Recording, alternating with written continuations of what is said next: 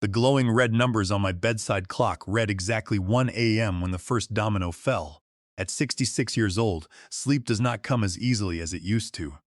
Sometimes it is the ache in my joints from 40 years of building a maritime logistics company near the Seattle docks, and sometimes it is just the silence of the room. On this particular night, it was a dry throat that pulled me from my bed. I slipped on my slippers and stepped out into the expansive hallway of the Bellevue mansion. The house was usually silent at this hour, a sprawling fortress of glass and steel nestled among the pines. But as I walked toward the sweeping grand staircase, a low murmur of voices drifted up from the lower level. I thought my son Julian was staying up late working on his tech startup. I gripped the smooth oak handrail and began my descent, intending to grab a glass of water from the kitchen. But as I reached the landing, the voices grew sharper, more distinct.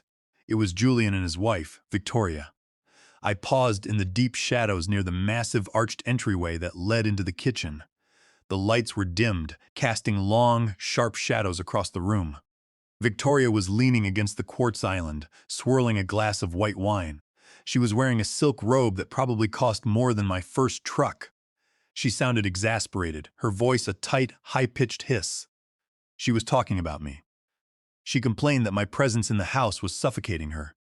She whined that my old leather recliner, the only piece of furniture I had brought with me, was destroying the modern minimalist aesthetic she spent months curating for her social media followers.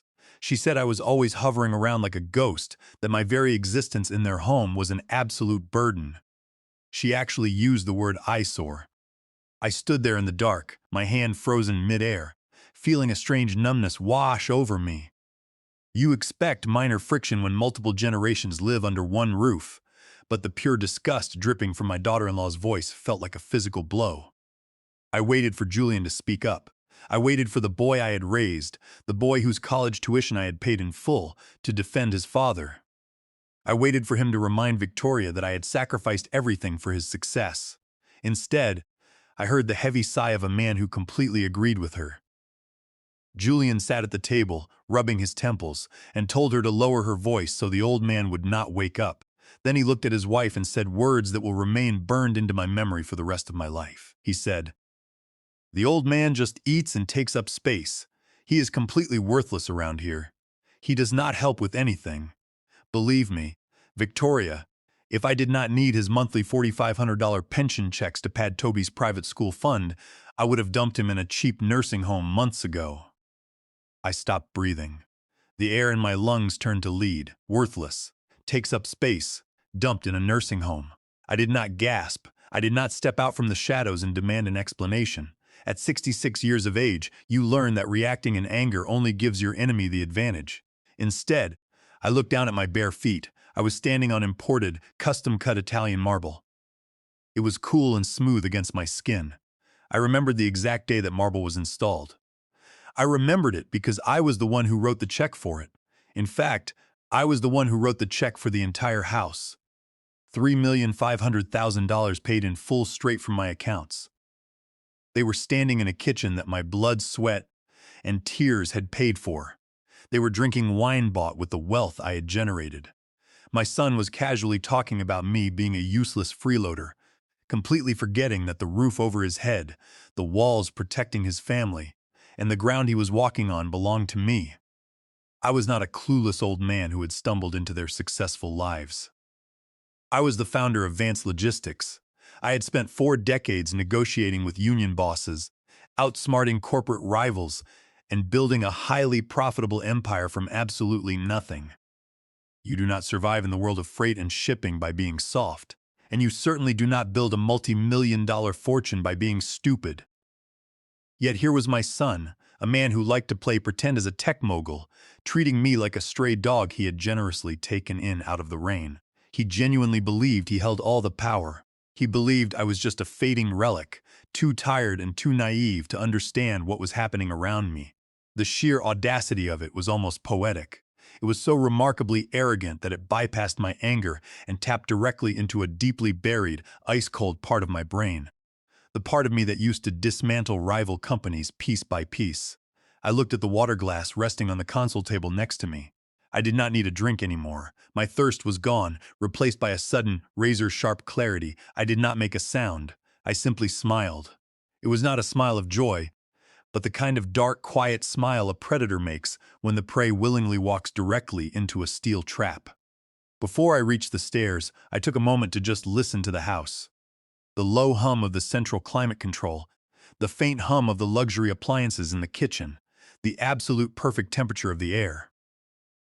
It was a house designed to filter out the noise of the real world. When my wife Clara died 3 years ago from cancer, this house was supposed to be a sanctuary. Julian had begged me to buy it, promising that we would all live together, that I would never be lonely, that we would be a true family. I had sold the massive estate Clara and I shared, liquidated a portion of my portfolio, and handed them this pristine life on a silver platter. I did it because a father wants to protect his son. I did it because I was grieving and wanted to keep the remaining pieces of my family close. And this was my reward, being called an eyesore, being called a worthless freeloader by a man who had not earned a single brick of the foundation he was standing on. I continued my silent retreat up the stairs. Every step I took felt lighter than the last. For the past year, I had walked around this house with a heavy heart, constantly tiptoeing around Victoria's moods and Julian's supposed stress, trying my best not to be an inconvenience. I had shrunk myself down to fit into their perfectly curated lives. I had spoken softly, eaten quietly, and spent most of my days reading in my room just to avoid getting in their way. I was not going to tiptoe anymore. I was not going to shrink. The man who had spent 40 years dominating the shipping lanes of the Pacific Northwest was finally waking up from a long, grief-induced slumber. I sat on the edge of my bed and looked at the framed photograph of Clara on my nightstand. She had always warned me about Julian's sense of entitlement. She used to say that we had shielded him from the harsh realities of the world for too long. As I looked into her eyes in the photo, I silently apologized to her. She had been right all along. I turned off the bedside lamp, plunging the room into total darkness. My son and daughter-in-law wanted me to be a clueless old man. I would give them exactly the performance they expected. But behind their backs, I was going to tear down the very walls I had built for them. The morning sunlight poured through the floor-to-ceiling windows of the Bellevue mansion the next day, casting a bright, deceptive glow over the Italian marble floors. It was 7 a.m. The air smelled of expensive espresso and fresh lavender cleaner. If a stranger walked into the kitchen at that moment, they would see the absolute picture of upper-class domestic bliss. But after what I had heard in the dark hours of the night, the pristine quartz countertops and the perfectly arranged fruit bowls looked like nothing more than a meticulously constructed stage set. I walked into the kitchen wearing my worn slippers and a thick wool cardigan. I made sure to stoop my shoulders slightly. I let my steps drag, playing the part of the tired, fading patriarch they believed me to be. Julian was sitting at the massive central island, typing frantically on his laptop. He was wearing a crisp white dress shirt with the sleeves rolled up, projecting the image of a busy, successful tech visionary. Victoria was standing by the imported espresso machine, dressed in flawless designer athletic wear, looking as though she was about to head to a private training session. Neither of them looked like the people who had spent the night wishing I was locked away permanently in a cheap nursing home. When they heard my slippers scuffing against the marble floor, their heads snapped up in unison. "Good morning, Dad," Julian said, his voice artificially bright and energetic. He did not look up from his screen for more than a second. "Sleep well?" I pulled out one of the heavy leather bar stools and lowered myself onto it with a staged, labored sigh. "I slept all right, son, just all right. The quiet in this big house gives a man too much time to think." Victoria turned around, holding a ceramic mug. She forced a bright smile that did not reach her cold eyes. "Thinking about what, Harvey? Is the mattress in the guest room acting up again? I can call the designer and have a new one rushed over by tomorrow. We only want you to be completely comfortable." I looked at her, studying the tension in her jaw. "No, the mattress is fine, Victoria. I was just thinking about my place here, about how much space I take up. I know you two are young and busy. You are building an empire, Julian, and need more room. You have your social obligations. Victoria, and Toby needs room to grow. I think it might be time for me to start looking into a retirement community, a nice quiet place where I will not be in your way. The reaction was instantaneous and spectacular. If I had not spent 40 years negotiating hostile corporate takeovers, I might have missed the sheer panic that flashed across Julian's face. His hands froze over his keyboard. The color drained from his pale cheeks, leaving him looking sickly under the bright kitchen lights. Victoria practically dropped her ceramic mug on the counter. The coffee sloshed over the rim, staining the pristine quartz surface, but she did not even notice. She rushed around the island and placed her hand over mine. Her skin was freezing cold.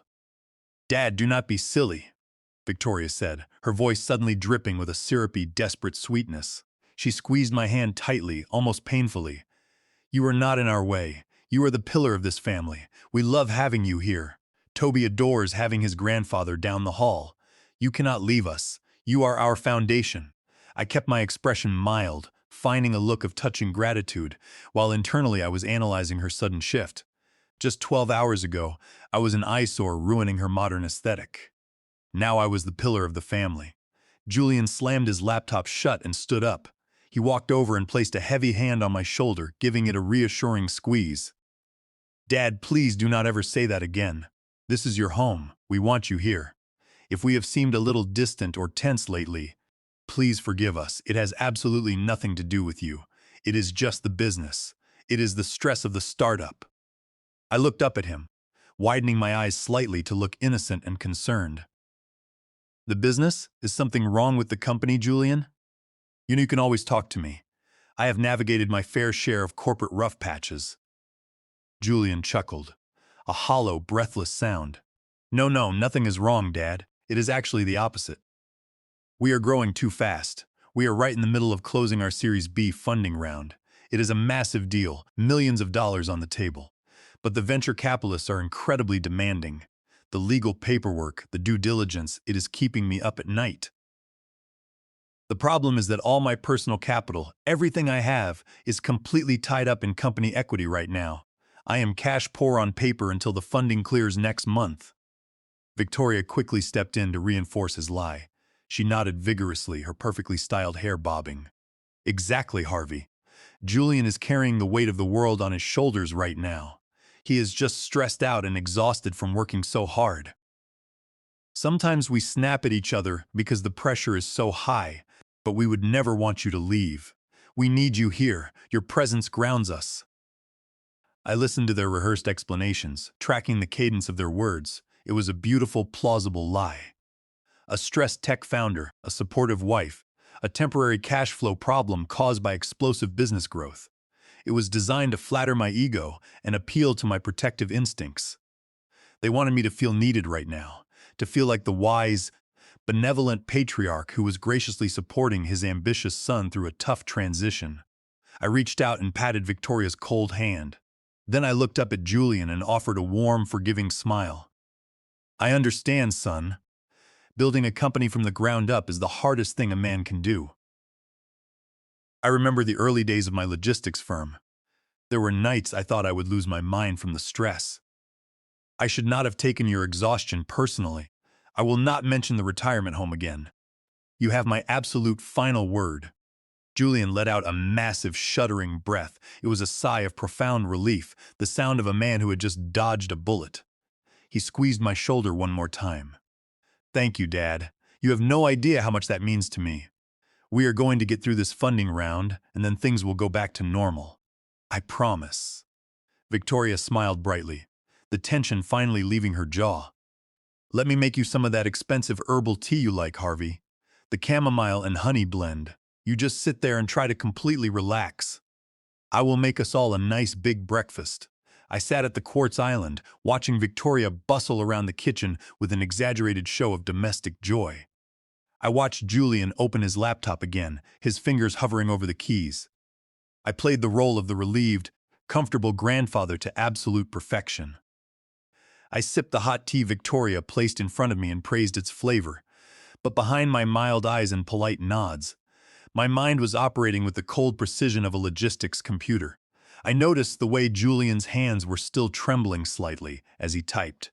I noticed that his laptop screen, briefly visible in the reflection of the stainless steel refrigerator, showed a generic sports news website, not complex financial models or term sheets for a venture capital firm. I noticed the forced, almost frantic energy in Victoria's movements. They were terrified.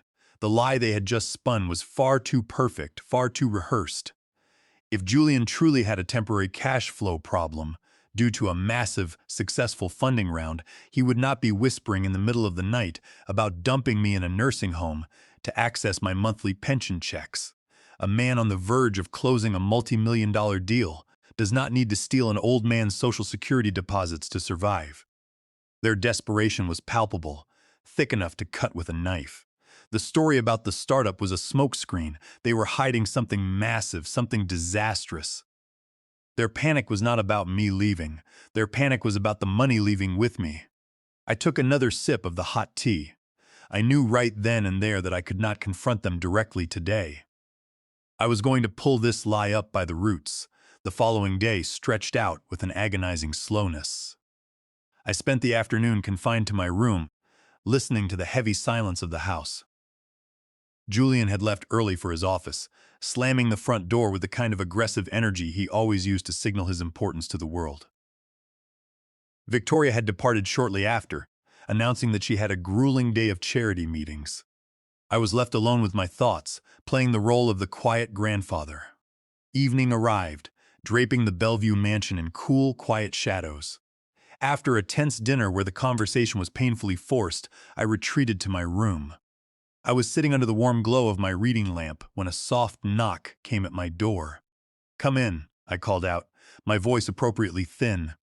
The heavy oak door swung open, and Julian stepped inside. He had changed out of his crisp work shirt and was wearing a soft cashmere sweater, looking every inch the devoted son. But what immediately caught my attention was the thick manila folder clutched tightly in his right hand. His knuckles were white. The casual, confident posture he usually carried himself with was gone, replaced by a rigid, almost vibrating tension. "Hey, Dad," Julian said, his voice dropping into a low, soothing register. "I hope I am not interrupting." "Not at all, Julian," I replied, placing my book on the side table. "What is on your mind?" He walked over and sat on the edge of the bed, leaning forward, resting his elbows on his knees. It was a posture of intimacy. He sighed, a heavy, theatrical exhalation. "I have been thinking a lot about our conversation this morning. About what you said regarding feeling like a burden. It really broke my heart to hear you say that, Dad. You have given us this beautiful life, and I never want you to feel like you are anything less than the center of this family." I smiled gently, letting my shoulders slump a little more. "Thank you, son. That is very kind." He tapped the manila folder against his knee, but it did make me realize that I had been dropping the ball on a few things. With the startup pulling me in 100 different directions and this Series B funding round eating up every waking hour, I have not been managing our long-term family planning as well as I should. I want to make sure that you are completely protected, Dad. He slid the folder open and pulled out a thick stack of legal documents. The paper was heavy, expensive stock. "What is all this?" I asked, squinting, playing the part of the confused elder perfectly. Julian offered a soft, reassuring smile. "It is just a standard precaution, Dad. A temporary medical and financial power of attorney." I let the words hang in the air for a moment. Power of attorney. It was a phrase that carried the weight of absolute surrender. I kept my face blank. "A precaution for what, Julian?" He leaned closer, lowering his voice as if sharing a heavy burden. "Well, like I said this morning, the startup is taking all my time. The investors are breathing down my neck. God forbid if you ever got sick, or even just needed help managing your accounts. The banks are an absolute nightmare to deal with. If you were hospitalized, or just too tired to handle the paperwork, they could freeze your accounts.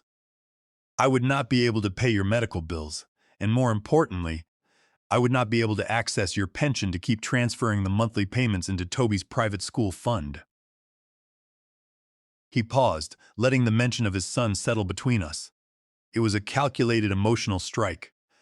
"I just want to streamline things, Dad," Julian continued smoothly. "This document just gives me the legal authority to bypass the bank's bureaucracy. It allows me to handle the transfers for Toby's tuition and manage any emergency expenses on your behalf without having to bother you with signatures and phone calls. It is just a safety net. You do not have to worry about a single thing. You can just relax and enjoy your retirement. I will carry the load for you." He held out a sleek, heavy silver pen. The tip pointed directly at me. The final page of the document was already marked with small, bright yellow sticky tabs indicating where my signature was required. It was a masterclass in manipulation. He used his supposed business success as the excuse for his lack of time. He used my potential failing health as the looming threat, and he used my grandson's education as the emotional hostage. He was framing the absolute surrender of my financial independence as a favor. I reached out with a slightly trembling hand and took the stack of papers. I did not take the silver pen. I reached into my cardigan pocket and slowly pulled out my reading glasses. "Let me just take a quick look, son. You know I like to read things over," I murmured, slipping the glasses onto my face. Julian shifted uncomfortably on the bed. "Of course, Dad, but it is really just standard boilerplate language. Nothing to worry about." The lawyer said it is as basic as it gets. I flipped past the cover page and scanned the dense paragraphs of text. My eyes swept over the carefully structured clauses, the defined terms, the sweeping authorizations. It took me less than 30 seconds to realize exactly what I was holding. This was not standard boilerplate language. This was not a limited temporary safety net to pay a child's school tuition. This was a financial death warrant. The document granted the appointed agent sweeping, irrevocable authority over all liquid assets, investment portfolios, real estate holdings, and trust funds. It included clauses that explicitly allowed the agent to liquidate assets, alter beneficiary designations, and transfer funds into accounts wholly owned by the agent without any requirement for secondary approval or oversight. It even contained a deeply buried medical clause that gave the agent the unilateral power to commit the principal to an assisted living facility and make binding psychiatric care decisions. I recognized the aggressive, predatory phrasing immediately. I recognized it because it was the exact same type of corporate verbiage I used to employ in the late 1990s when I was orchestrating hostile takeovers of rival supply chain companies. Back then, my lawyers and I would bury total surrender clauses inside mountains of seemingly benign legal jargon. We would smile, shake hands, and tell our targets that the contracts were just standard procedural formalities. By the time they realized they had signed away their entire companies, my team had already seized their assets and locked them out of their own buildings. I was holding a weapon designed to strip me of every ounce of power, dignity, and wealth I possessed. My own son had hired a shark of a lawyer to draft a document that would reduce me to a legal ghost in my own life. The sheer cruelty of it was breathtaking. I thought back to the conversation in the kitchen at 1 a.m. Julian's midnight rant had not been an idle threat. It was a preview of his actual legal strategy. He was going to take my money and then erase me. I felt a cold, hard knot form in the center of my chest. The betrayal was absolute, but I could not let him see that. I could not let the wolf know that the sheep was actually a lion. I let out a long, exhausted sigh. I pulled the reading glasses down to the tip of my nose and rubbed my eyes, making sure my hand shook just enough to look convincing. I looked up at Julian, letting my face fall into a mask of overwhelming confusion and elderly fatigue. "Goodness, Julian," I mumbled, my voice weak and raspy. "This legal jargon is just too much for my old eyes tonight. It is like reading a foreign language. Fiduciary responsibilities, heretofore, henceforth. It makes my head spin." Julian leaned forward, the silver pen still extended. The muscles in his jaw were ticking. "I know, Dad. Lawyers always complicate things. That is why I am telling you it is just a formality. You can just sign on the yellow tabs, and I will take care of the rest. You do not need to stress your eyes over this." I slowly closed the folder and rested my hands on top of it, shaking my head with a gentle, apologetic smile. "No, no, son. You know how your mother was. She always told me never to sign anything after 8 in the evening. The brain just does not process things right when it is tired. I appreciate you looking out for me, I really do, but I am going to need a clear head to look this over. I will read it carefully over the weekend, and we can deal with it on Monday." Julian's mask slipped. It was just for a fraction of a second, but it was there. His eyes widened, and a flash of pure, unadulterated panic twisted his features.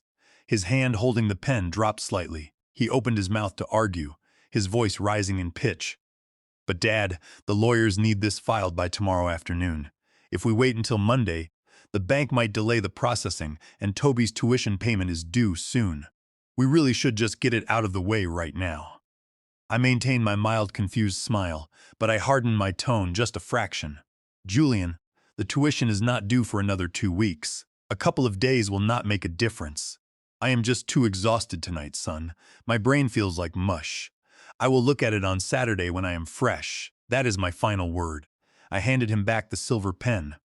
He stared at it for a moment, then slowly took it. He stood up from the bed, his entire body rigid with suppressed frustration.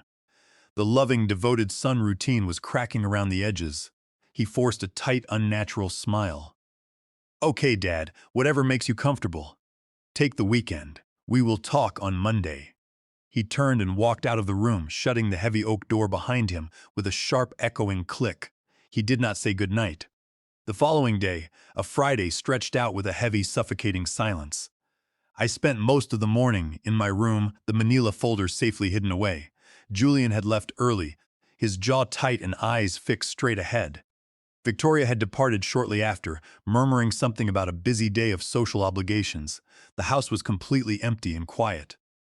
By late afternoon, I decided to head downstairs to make myself a cup of black coffee and clear my head. The golden afternoon light poured through the floor-to-ceiling windows of the living room, casting warm, beautiful shadows across the imported furniture. It was a home that demanded admiration, a monument to wealth and comfort. Yet, as I walked toward the kitchen, the illusion of that comfort was instantly shattered. Sitting alone at the massive kitchen island, his small legs dangling far above the floor, was my 7-year-old grandson, Toby. The house was dead quiet, save for the faint crunching sound of his spoon hitting the sides of a ceramic bowl. I stopped in the archway, my brow furrowing in confusion. It was nearly 6:30 in the evening, well past the time Victoria usually had the private chef drop off their prepped organic meals. I walked quietly into the pristine kitchen. Toby looked up, his big brown eyes widening with a bright smile. He was the only innocent soul in this entire toxic environment.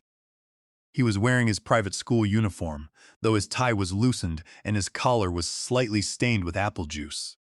"Hey there, Grandpa," he chirped, kicking his feet against the base of the island.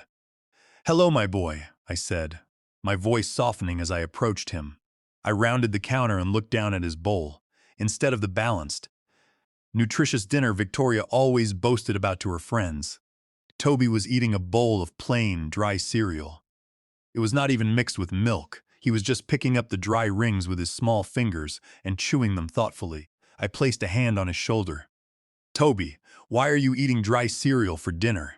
Did the chef forget to drop off the meal today, or is your mother cooking something special later?" Toby shook his head, his focus returning to the cereal. "No, Grandpa. Mommy said we cannot have the chef anymore. She canceled the food. We have to eat the cheap food from the big store now."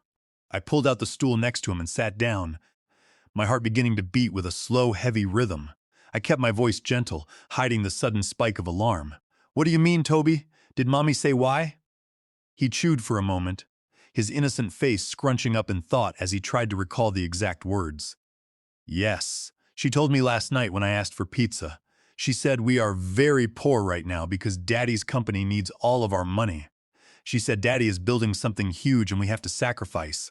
So, no more chef and no more pizza delivery, just cereal and sandwiches until Daddy gets rich again."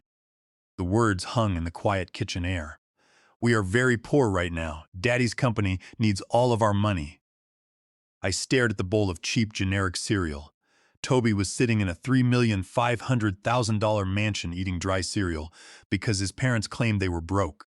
The story Julian had fed me the night before, the plausible lie about his startup expanding too fast, began to crumble rapidly. A successful founder might have his equity tied up, but he does not cancel his child's dinners. He does not tell his 7-year-old son that they are impoverished. Before I could ask Toby another question, the heavy front door swung open. The sharp clicking of expensive high heels echoed across the marble foyer.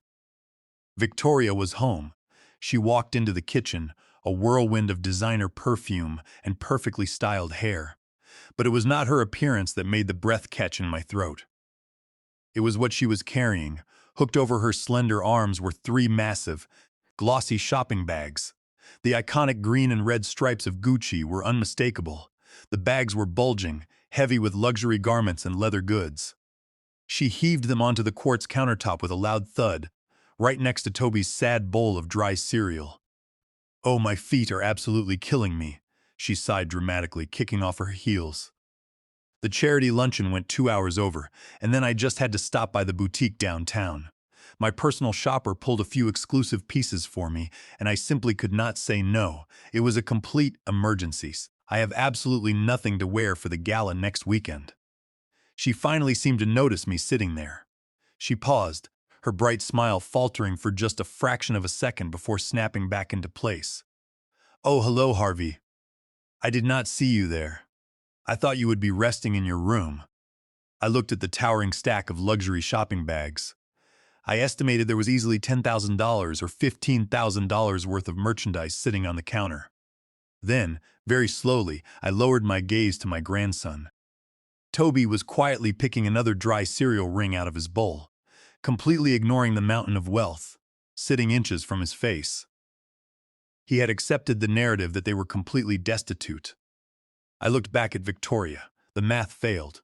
If Julian was struggling to pay for Toby's education and canceling food deliveries, how could Victoria drop a fortune on clothes in a single afternoon? The gut feeling I had experienced the previous night escalated into a screaming alarm inside my head. The power of attorney was not a precaution. It was a desperate, dangerous weapon. They were desperate to access my assets because they were hiding a catastrophic financial disaster. I stood up, keeping my voice flat. "I was just keeping Toby company, Victoria. I will leave you to your evening." I turned and walked away slowly. As soon as I was out of sight, my posture straightened. The time for passive observation was over. I needed to know the truth. I spent the rest of the evening in my room, but I was not reading. My mind was racing, connecting the dots of their desperate behavior. The panic over my suggested departure, the predatory clauses in the power of attorney, Toby's dry cereal, and Victoria's expensive shopping spree. They were drowning, and they saw me as their life raft. But a drowning person will pull their rescuer under without a second thought. I needed to know exactly what was happening in this house when they thought I was not looking. On Saturday morning, while Julian and Victoria were out, I took a small step to protect myself. During my years running Vance Logistics, I had learned the value of surveillance. When you are managing shipping docks and warehouses, you quickly learn that people behave differently when they think they are unwatched. I had purchased a small high-definition security camera disguised as a standard USB wall charger a few weeks ago for security, and it had been sitting in my toolbox. I walked down to the kitchen and plugged the charger into an outlet directly overlooking the central quartz island and the tea station. It was completely invisible, blending perfectly with the other appliances. The feed was routed directly to an encrypted app on my mobile phone. For the first few hours, the feed showed nothing but the empty kitchen. But around 8 that evening, my phone buzzed with a motion alert. I was sitting in my armchair in the guest room. I opened the app and watched the screen. Victoria had entered the kitchen. She was still wearing her expensive designer clothes. She put a kettle of water on the stove. I watched as she reached into the pantry and pulled out the box of chamomile tea she had prepared for me the previous night. She placed a single tea bag into a ceramic mug. Then she paused. She looked toward the hallway, listening carefully, ensuring the house was quiet. When she was satisfied that she was alone, she reached into the pocket of her cardigan and pulled out a small, amber glass bottle with a black dropper cap. My breath caught in my throat. I watched the screen with absolute focus. Victoria unscrewed the cap. With a steady, practiced hand, she held the dropper over my mug. She carefully counted 5, then 6 drops of a clear, thick liquid into the dry tea bag. She stood there for a second, watching the drops absorb into the fabric. Then she quickly screwed the cap back on, slid the bottle into her pocket, and poured the boiling water into the mug. She stirred the tea slowly, a soft hum escaping her lips. She looked completely relaxed, as if she were simply preparing a warm drink for a loved one. A cold, heavy dread settled in my stomach. They were not just trying to legally steal my assets. They were actively poisoning me. I stared at the screen, my heart pounding against my ribs. I had spent decades dealing with corporate greed, cutthroat rivals, and union disputes. But this was different. This was my own family. My own son was complicit in this. Even if Victoria was the one physically holding the dropper, Julian had agreed to it. He had sat in the kitchen and whispered about dumping me in a nursing home. The medical clauses in the power of attorney suddenly made perfect sense. They were going to drug me systematically, attack my central nervous system, and induce cognitive confusion. Once I was sufficiently disoriented, their disgraced doctor would declare me mentally incompetent, and Julian would use the signed power of attorney to seize my wealth and lock me away forever. I heard the soft scuff of Victoria's footsteps coming down the hallway toward my room. I quickly closed the app, locked my phone, and slipped it into my pocket. I threw my book open on my lap and leaned back, letting my shoulders stoop, forcing my face to relax into the mask of a tired, harmless old man. A gentle knock sounded on my door. "Come in," I called out, keeping my voice soft and slightly raspy. The door opened and Victoria stepped inside, holding the steaming ceramic mug. She smiled warmly, her eyes dripping with fake concern. "I brought you some of that chamomile tea, Harvey. You look so tired at dinner. I thought this might help you sleep better tonight." I looked at the mug in her hand, knowing there was a heavy dose of a chemical compound waiting inside it. I smiled back. "Thank you, Victoria. That is very thoughtful of you." Victoria walked over and set the steaming ceramic mug on the small wooden table next to my reading chair. She lingered for a moment, her eyes scanning my face, waiting to see if I would take a sip immediately. I knew she was watching for any sign of suspicion. I slowly closed my book and placed it on my lap, letting out a soft, tired yawn. "I will let it cool down just a bit, Victoria," I said, offering her a gentle, grandfatherly smile. "My throat is still quite dry, but I like to drink it warm, not boiling. I will finish this chapter and then drink it right down." Her smile widened, a cold, predatory satisfaction hidden behind her bright makeup. "Of course, Harvey. Make sure you drink it all while it is warm. You need your rest. I will see you in the morning. Sleep well." "Good night, Victoria," I murmured. She turned and stepped out of the room, closing the heavy oak door quietly behind her. The moment the click of the latch echoed in the silence, the fatigue fell from my face. My posture straightened, my shoulders squaring. I stood up and walked over to the nightstand, staring down at the amber-colored liquid. The steam rising from it carried a faint, sweet scent of chamomile and honey, completely masking the poison dissolved within. I did not pour the tea down the bathroom sink. In my 40 years of corporate negotiations, I had learned that you never destroy evidence. If I dumped the tea, I would have nothing but a video of Victoria putting drops in a cup. A clever defense lawyer could claim she was just adding a natural sweetener or a harmless herbal supplement. I needed the chemical proof. I walked to my bathroom and retrieved a small, clean glass travel jar from my toiletry kit. It was sterile and airtight. With a steady hand, I carefully poured the hot tea into the glass jar, sealing the lid tightly. I left just a tiny splash of liquid at the bottom of the ceramic mug, swirling it around to leave a residue. Then, I took a small piece of tissue and wiped the rim of the cup to make it look as though it had been used. I hid the sealed glass jar deep inside the false bottom of my leather suitcase, right next to the power of attorney documents. I slept very little that night, but my mind was completely clear. I was no longer grieving. I was executing a plan. On Sunday morning at 8:00 a.m., the house was still completely silent. Julian and Victoria were sleeping in, exhausted from their social networking. I dressed quietly, slipped the glass jar into my coat pocket, and walked downstairs. I did not make a sound as I exited the house. I got into my sedan and drove directly to a private clinical toxicology and test and laboratory located in downtown Bellevue, about 15 minutes away. I had called their emergency line earlier, and they confirmed they accepted private walk-in samples for independent chemical analysis. The clinic was quiet, smelling of bleach and clinical coldness. I handed the sealed glass jar to the technician, a young man in a white lab coat who looked surprised to see a man of my age bringing in a sample on a Sunday morning. I filled out the paperwork, using my real name but keeping the details vague. I paid $450 in cash for an expedited 24-hour toxicology screening. The technician promised the results would be emailed to me by Sunday afternoon. The drive back to the mansion was long. I sat at the steering wheel, my hands steady. I thought about Julian. How had the boy I carried on my shoulders turned into a man willing to poison his own father? I had given him everything. I realized that my wealth had not protected him. It had ruined him.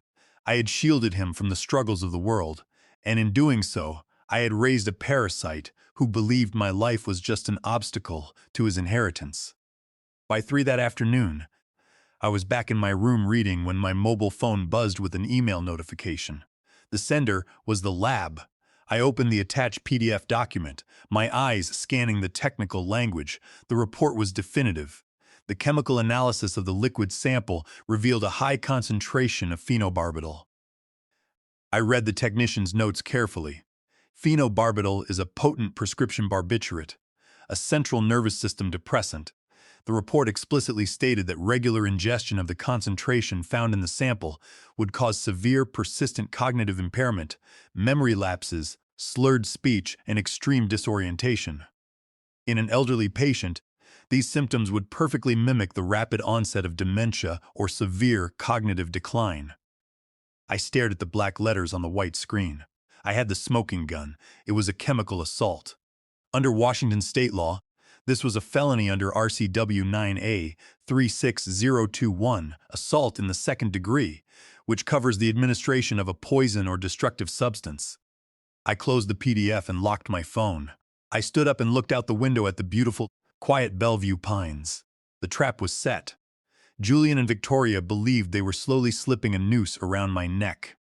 They did not realize that the noose was already around theirs, and I was the one holding the rope. But before I pulled it, I needed to uncover the rest of their crime. I needed to find out where the money was going. On Monday morning, my financial investigation officially began. I waited until Julian had left for his office and Victoria had gone to her private Pilates session. The house was once again silent. I changed into a structured navy suit, grabbed my car keys, and walked out to my sedan. My destination was the Bellevue branch of the National Bank, where I held all of my primary corporate and personal accounts. I was not going there to make a simple withdrawal or deposit. I was going there to inspect the foundation of my grandson's future. 7 years ago, when Toby was born, I had set up a private education trust fund for him. I had deposited $300,000 in cash, intending for the money to grow through conservative investments so that it would fully cover his private school tuition, his future university expenses, and perhaps a down payment on his first home. I wanted Toby to have the absolute financial security that I had fought so hard to build. 3 years ago, when Julian began his tech startup, I had decided to make him a co-manager on Toby's trust. I did it because I wanted him to feel the weight of fatherhood and financial stewardship.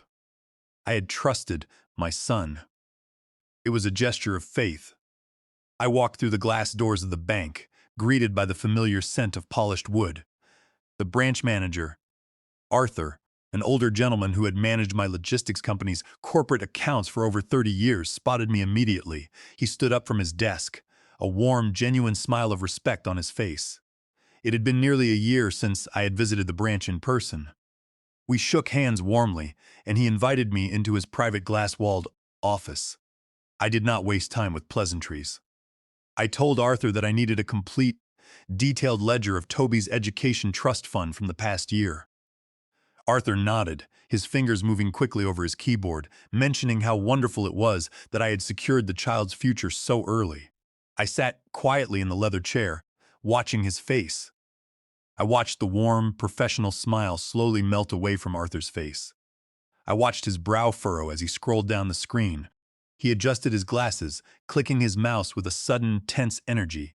The air in the small office grew heavy. Arthur looked up at me, his eyes filled with a mixture of confusion and deep concern. He hesitated, clearing his throat. "Harvey," Arthur said, his voice dropping. Did Julian discuss a major asset reallocation strategy with you recently? I kept my voice perfectly flat and steady. Julian has not mentioned any new strategy, Arthur. Why do you ask? Arthur did not answer. He stood up, walked over to the secure printer in the corner of his office, and retrieved a stack of 3 papers. He walked back and placed them in front of me on the desk. He quietly explained that over the past 8 months, the trust had been systematically bled. I pulled my reading glasses from my pocket and looked down at the black and white numbers. My eyes swept over the columns of transactions. The initial balance of $400, a sum that should have been growing safely, was gone. The bottom line showed a remaining balance of exactly $184. It was not a bad investment. It was a deliberate, systematic draining of the account. Starting 8 months ago, a series of massive wire transfers had been executed. Every 2 weeks, a sum of exactly $25,000, or sometimes $50,000, had been wired out of Toby's trust fund. I traced my finger along the destination column. Every single transfer had been routed to the exact same external account. The beneficiary name was listed as Vanguard Holdings. I asked Arthur what Vanguard Holdings was. He checked the routing information on his screen. He explained that it was an external limited liability company registered in Delaware. But because it was outside their banking network, he could not see the operating officers. However, the authorization signatures for every single transfer belonged exclusively to Julian. Because Julian was listed as a co-manager on the trust, the bank had processed the transfers without flagging them as suspicious. Julian had the legal authority to move the money, and he had used that authority to rob his own 7-year-old son of his future. I thanked Arthur for his time, folded the ledger sheets neatly, and placed them inside my inner jacket pocket. I stood up, shook his hand, and walked out of the bank with a slow, deliberate pace. I did not stumble. I did not show a single hint of weakness. But the moment I reached the privacy of my car, I closed the door and gripped the leather steering wheel with both hands. The leather creaked under the immense pressure of my grip. The silence of the car felt deafening. I closed my eyes, and the memories of my decades of hard labor came flooding back. I remembered working 80-hour weeks in the freezing Seattle winter, coordinating shipping containers, sleeping on moving blankets on top of wooden pallets in a warehouse just to build a legacy for my family. I had sacrificed my health, my youth, and my comfort so that Julian would never have to experience the crushing weight of poverty. And now, my own son had reached into his child's education fund and siphoned $400,000 to feed whatever dark, hidden disaster he and Victoria were desperately concealing. He had robbed his own flesh and blood while his wife paraded around in Gucci clothes to maintain a pathetic illusion of wealth on social media. The last remaining layers of my paternal forgiveness were stripped away, leaving only a cold, focused rage. Julian and Victoria had declared war on the most vulnerable member of my family. They had proven they had no honor, no loyalty, and no limits. I opened my eyes and looked at my reflection in the rearview mirror. The tired old man was completely gone. I pulled the bank statements from my pocket and stared at the name, Vanguard Holdings. I needed to know exactly what this company was and who was behind it. I needed to gather my ammunition. Confronting them without complete information would be a tactical error. It was time to call in my oldest ally. I pulled out my mobile phone and dialed a number I had memorized 30 years ago. It belonged to Clifton Barlow, my oldest friend and the attorney who had handled all of Vance Logistics' corporate and estate planning affairs since the 1990s. Clifton was 65 years old, a man with a mind like a steel trap and a deep, unshakable sense of loyalty. When I told him I needed to meet him immediately, off the record, he did not ask questions. He simply named a quiet diner on the outskirts of Bellevue, far from the country clubs and high society spots Victoria frequented. 30 minutes later, I slid into a cracked vinyl booth across from Clifton. The diner smelled of stale coffee and fried grease, a sharp contrast to the Bellevue mansion. Clifton looked at me, his sharp eyes taking in my crisp suit and my rigid posture. He pushed a mug of black coffee toward me. "You look like you are preparing for a corporate takeover, Harvey," Clifton said, his voice a low, gravelly rumble. "Not a takeover, Clifton," I replied, my voice dangerously quiet. A demolition. I reached into the inner pocket of my blazer and withdrew the documents. The printed bank ledger of Toby's education trust fund. The digital copy of the power of attorney Julian had tried to make me sign, and the certified toxicology report from the Bellevue laboratory. I laid them on the sticky table between us. Clifton put on his reading glasses and began to scan the papers. I watched his eyes move back and forth over the columns of figures. His jaw tightened as he read the bank ledger. Then he opened the toxicology report. His face went pale, his breath catching in his throat. He looked up at me, his eyes wide with shock and absolute fury. "Harvey, this is phenobarbital," Clifton whispered, his voice trembling slightly. "This is a heavy, controlled sedative. They are drugging you." "Yes," I replied calmly. "Victoria is putting drops of it in my chamomile tea every night. I caught her on a hidden nanny camera I installed in the kitchen. She thinks I am drinking it, but I have been storing it in sterile glass jars. That report is from a sample I submitted on Sunday." Clifton slammed his hand on the table, rattling the coffee mugs. "This is attempted murder, Harvey. This is a Class B felony under Washington state law, RCW 9A36.021, assault in the second degree, which covers the administration of a poison or destructive substance. We need to go to the police immediately. We need to have them arrested." "No," I said, my voice cold and steady. "If we go to the police now, any decent defense lawyer will try to claim the camera footage is illegal surveillance under Washington's two-party consent laws, or that the sample was contaminated. Victoria will destroy the dropper bottle, pay off whatever dirty doctor supplied it, and claim she was just giving me a sleep aid. I want them to walk blindly into a trap from which they cannot escape." Clifton took a deep breath. Forcing himself to calm down, he looked at the bank ledger next. "What about Vanguard Holdings, the company siphoning Toby's trust fund? Julian has been wiring $25,000 and $50,000 increments to that account for the past 8 months, I explained. "It has been completely drained. I need to know who owns Vanguard Holdings." Clifton pulled out his secure tablet, logging into the corporate registry database he used for his law firm. He tapped the keys with a rapid, professional speed. Because Vanguard Holdings was registered in Delaware, its ownership was hidden behind a registered agent. But Clifton had access to advanced commercial databases. He traced the routing numbers and the initial incorporation filings. I watched his screen.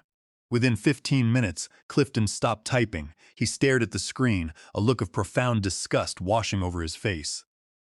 "Harvey," Clifton said, his voice quiet, "Vanguard Holdings is a shell company. Its sole registered officer and beneficiary is Sylvester Thorne."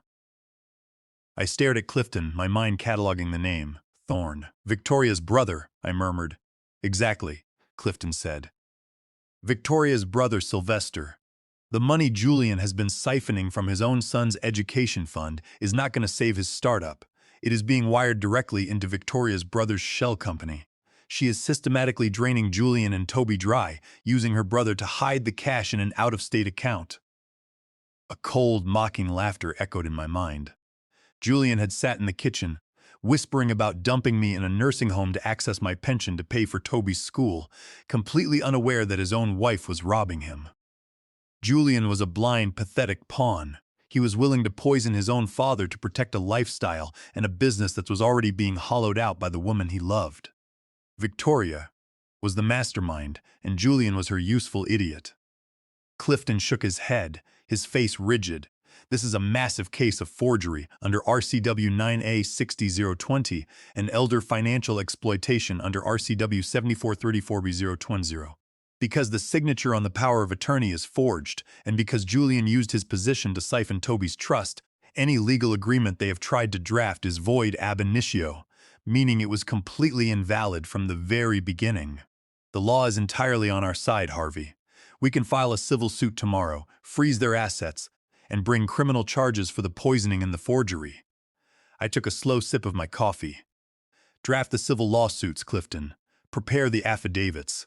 But do not file them yet. Do not give them a single warning. I want to build a cage so tight that they will not even realize they are inside it until I shut the door.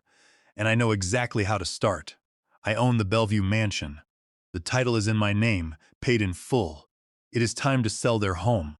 Clifton leaned forward, resting his elbows on the laminate table, his eyes shining with a professional, calculating intensity. If we are going to do this, Harvey, we must do it with absolute legal precision. We cannot afford a single mistake. Let me lay out the legal framework we are going to use to dismantle their entire operations. He pulled a blank notepad from his leather briefcase and began sketching a diagram, mapping out the legal actions. First, Clifton began, tapping the paper. The forged power of attorney. Under Washington state law, because the signature was forged and executed under fraudulent pretenses, the document is void ab initio. It has no legal validity. The moment we submit the forensic forgery report to the banks and the county clerk, any action Julian has taken under that power of attorney will be instantly voided. Wells Fargo will have to reverse any transactions, and the liability will fall entirely on Julian and Victoria. He scrolled down his tablet screen, referencing specific statutes. Second, the trust fund.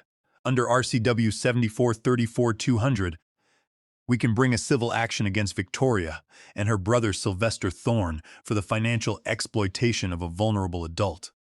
Since Julian siphoned the funds directly into Sylvester's shell company, Vanguard Holdings, we have a clear paper trail of embezzlement. The beauty of RCW 7434-200 is that it allows for treble damages. That means we can sue them for $1,200,000, 3 times the siphoned amount, plus all of our attorney fees and court costs. We will freeze Sylvester's corporate accounts and Victoria's personal accounts before they even know what hit them. I watched Clifton write down the figures. The numbers were staggering, but they were justified. And what about Julian? I asked. He is my son. He is foolish and weak, but he is still Toby's father. Clifton sighed, looking at me with sympathy.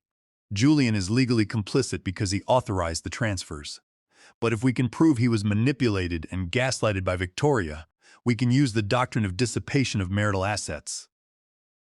In a divorce court, Julian can claim that Victoria siphoned marital assets to her brother's shell company.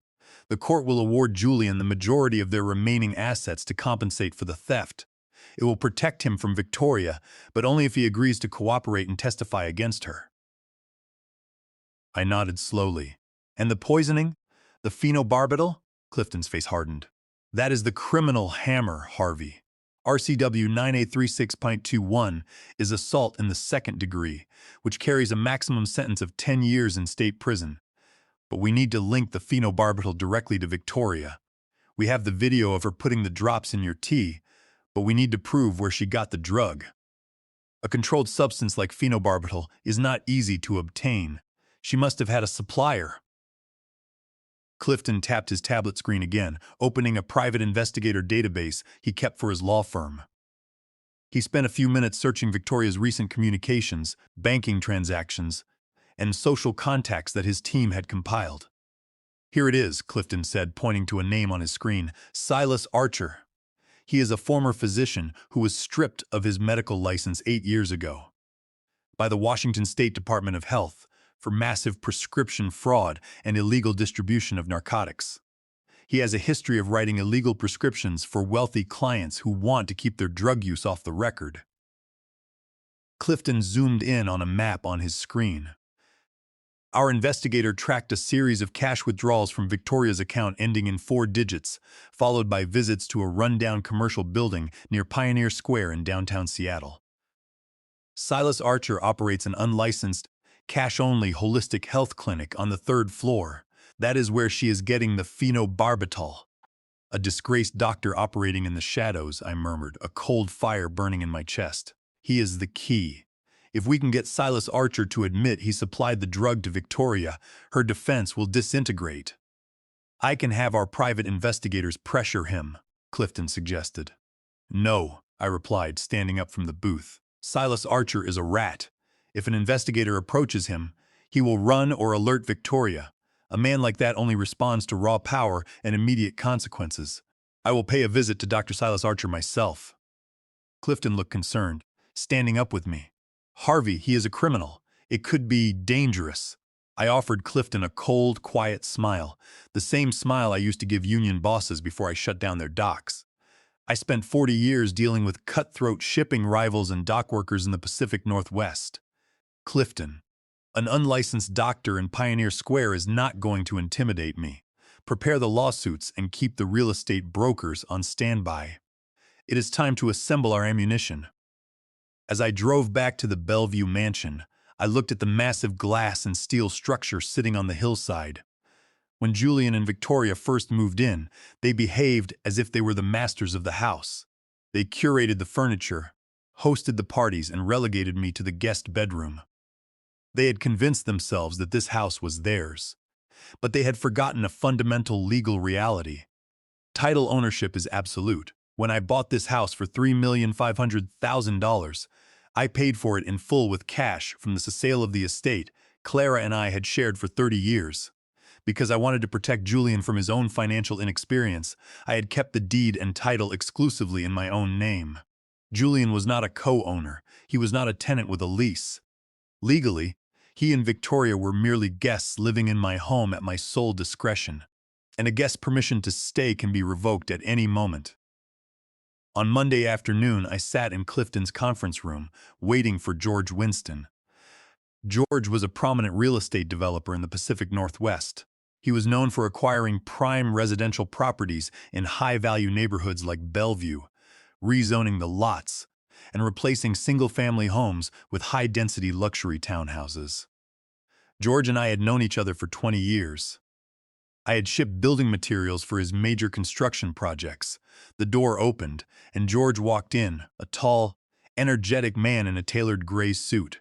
We shook hands, and he took a seat across from me. "Harvey, it has been too long," George said, looking curious. "Clifton said you had a property you wanted to discuss off-market. What is on your mind?" "I am selling my Bellevue mansion, George," I said, sliding a folder containing the property deed, geological surveys, and tax assessments across the table. "The entire property. It is 5 acres of prime land in one of the most coveted school districts in the city. The rezoning potential for luxury townhomes is massive." George opened the folder, his eyes widening as he scanned the documents. I watched his brain calculate the profit margins. A lot of that size in Bellevue was incredibly rare. "This is a gold mine, Harvey," George admitted, looking up. "The city has been pushing for higher density housing in this sector. I could easily fit 8 high-end townhouses on this parcel. What are you asking for it?" "The house was appraised at $3,500,000 last year," I replied, leaning back. "But I am not looking for a traditional listing. I do not want open houses, real estate signs, or public listings. I want an off-market, cash-only transaction, and I want to close quickly. If you can close the deal and transfer the funds within 5 days, I will discount the price to $3,100,000. George leaned forward, his interest peaking. A $300,000 discount on a prime Bellevue parcel for a quick cash close was a developer's dream. 5 days is tight for due diligence, Harvey. But since I know the property and you have all the surveys ready, it is doable. Why the rush? "I am liquidating my Seattle portfolio and relocating," I said, keeping my voice neutral. "I want a clean break. But I have 2 strict conditions. First, the transaction must remain completely confidential. No public announcements, no filings in the local papers until the deed is officially transferred to your holding company. Second, on the day the transfer goes through, your company must issue a formal 24-hour notice to vacate to the current occupants. The house must be completely cleared for demolition immediately." George smiled, a developer who cared only about the land, not the house standing on it. "Demolishing the structure is my plan anyway, Harvey. I do not need the house, I just want the ground. If your occupants need to be out, my legal team will handle the eviction notices as part of the acquisition. We will deliver the notice the moment the funds clear." He turned to Clifton. "Barlow, draft the purchase agreement. My Treasury Department will wire the earnest money to your escrow account by tomorrow morning. We will close this deal on Friday afternoon." "I will have the contract ready for signature by tonight, George," Clifton replied, nodding. We stood up and shook hands. As George walked out of the office, I felt a deep sense of satisfaction. The ground beneath Julian and Victoria's feet was officially sold. They were currently sitting in the Bellevue mansion, discussing Victoria's upcoming gala, completely unaware that the walls protecting them had just been liquidated. They believed they were slowly draining my life, But in 5 days, their perfect artificial world would have no roof, no walls, and no foundation. But before that day arrived, I had one more piece of evidence to secure. I needed to visit the doctor. On Tuesday morning, the first physical blow of their public campaign landed. I walked downstairs to the kitchen, around 8 a.m., my worn slippers scuffing against the Italian marble floors. Sitting on the central quartz island was the morning edition of the Bellevue Ledger, a local newspaper that catered to the wealthy residential enclaves of the East Side. The paper was folded to page 3. There, in black and white, was a photograph of my face, taken from my old Vance Logistics corporate website. The headline above it was bold and designed to shock. Bellevue Logistics founder suffers severe mental decline, family pleads for privacy. The article was a calculated hatchet job, written by a local society reporter named Brooke Albright. It painted a devastating picture of a fading, paranoid old man who was suffering from rapid-onset dementia. It claimed that I had been behaving erratically, accusing my family of imaginary offenses and neglecting my own health. It quoted anonymous sources close to the family, which was clearly Victoria, stating that I was becoming a danger to myself and others. It even hinted that legal steps were being taken to protect my remaining estate from my own poor judgment. I stood there reading the article, my face completely expressionless. Across the kitchen island, Julian was sipping his coffee, looking at me with a carefully constructed expression of sorrow. Victoria was leaning against the counter, holding her iPad, her face a mask of concern. "Dad," Julian said, his voice dropping into a low theatrical register. "We saw the paper. We tried to stop the reporter from printing it, but Victoria's PR contacts said the story had already leaked. The community is starting to talk. It is going to destroy the family name, and it could affect the startup Series B funding if investors think you are unstable." Victoria stepped forward, her heels clicking softly. "Julian is right, Harvey. This is getting out of hand. If the media starts digging into your business history, it will be a nightmare. But if you sign that power of attorney we discussed on Friday, Julian can take over your public affairs. We can release a statement saying you have retired quietly, and we can hire a private PR firm to bury these stories. It is the only way to protect your legacy." I looked at the two of them. It was a beautiful, coordinated trap. They had planted the article to destroy my reputation and used the public humiliation as a lever to force me to sign away my freedom. They believed the phenobarbital in my tea had already clouded my brain enough to make me submissive. I let my shoulders slump, letting a look of confusion and fear wash over my face. I sighed, rubbing my temples.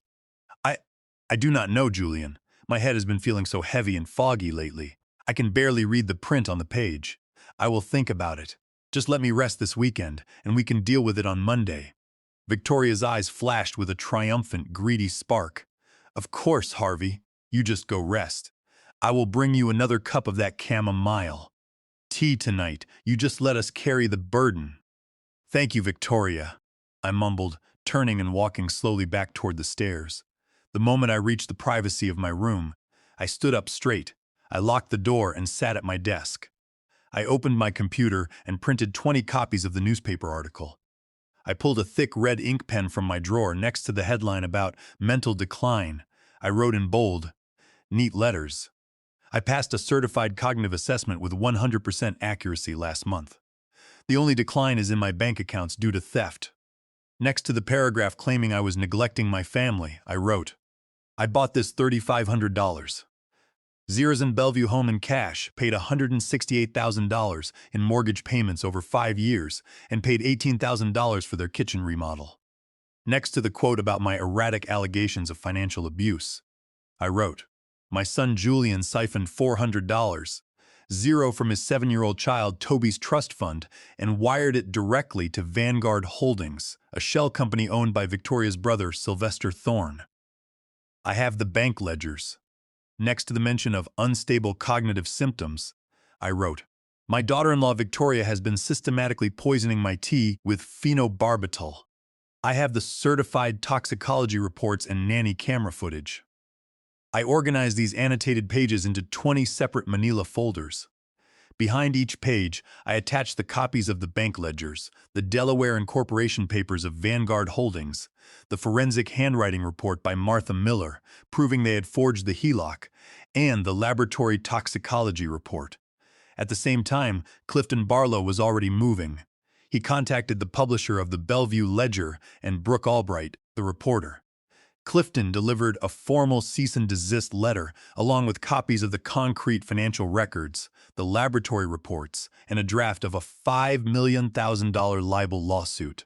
He informed them that if the article was not removed from their website within 2 hours, we would file the lawsuit in King County Superior Court, naming both the paper and the reporter personally. The panic at the newspaper office was immediate. The online article was quietly deleted within 45 minutes, and the editor sent a desperate email apologizing for the unverified claims. The public blow Victoria had prepared had been neutralized in the shadows. But I was not done. I was going to use those 20 manila folders as the final nails in their coffin. But first, I had a meeting with the doctor. While Clifton was handling the newspaper, I turned my attention to Julian's professional life. My son loved to project the image of a successful, self-made tech visionary to his peers. He had a co-founder and lead investor in his startup, Vertex Solutions, named Nathan Cole. Nathan was a sharp, serious venture capitalist who had put $1,500,000 of his own capital into the startup. Julian had spent months lying to Nathan, claiming that he had massive family wealth backing him and that his personal accounts were completely solid. Julian used this illusion of wealth to maintain his position as CEO. It was time to dismantle that illusion. I compiled a detailed financial dossier on Julian. It did not contain complex business models. It contained the raw, embarrassing truth of his financial dependency. I printed out the canceled checks of the $2,800 monthly mortgage payments I had paid for his home over the past 5 years, totaling exactly $168,000. I attached the invoice for the $47,000 down payment I had gifted him and the $18,000 kitchen remodel receipt. Most importantly, I included the bank statements showing that he had siphoned $400 Zirozine from his own son's education trust fund and routed it to Vanguard Holdings, along with the forensic handwriting report proving he had forged my signature on the $50,000 HELOC. I placed the dossier into a courier envelope and had it delivered directly to Nathan Cole's private office at the Vertex Solutions headquarters in downtown Seattle. I marked it as confidential, urgently related to CEO integrity and Series B due diligence. The reaction was swift and devastating. At 3 that afternoon, I was sitting in my armchair in the living room, enjoying a quiet cup of coffee. The front door slammed open with a violent force. Julian stormed into the house, his face flushed, sweat dripping down his neck. He was pacing the marble hallway frantically, his cell phone pressed tightly to his ear. He looked like a man whose world was actively collapsing. "Nathan, please, just listen to me," Julian shouted into the phone, his voice cracking with panic. The trust fund transfer was just a temporary internal reallocation. I was going to pay it back next month when the Series B cleared. It is a family matter. It has nothing to do with the company's operating capital. "Nathan, do not do this." I sat quietly, watching him from the living room. Julian did not even notice me. He was too consumed by the voice on the other end of the line. "An audit?" Julian gasped, stopping in his tracks. He rubbed his temples frantically. "You cannot initiate an audit now. The venture capitalists will pull out. Nathan, please. If you freeze my access to the corporate accounts, the board will panic. We can resolve this quietly. I can explain everything." The silence that followed was heavy. Nathan Cole had hung up the phone. Julian slowly lowered his hand, staring blankly at the screen. He looked hollow, aged, and completely defeated. Julian's co-founder had moved with the cold efficiency of a seasoned business executive.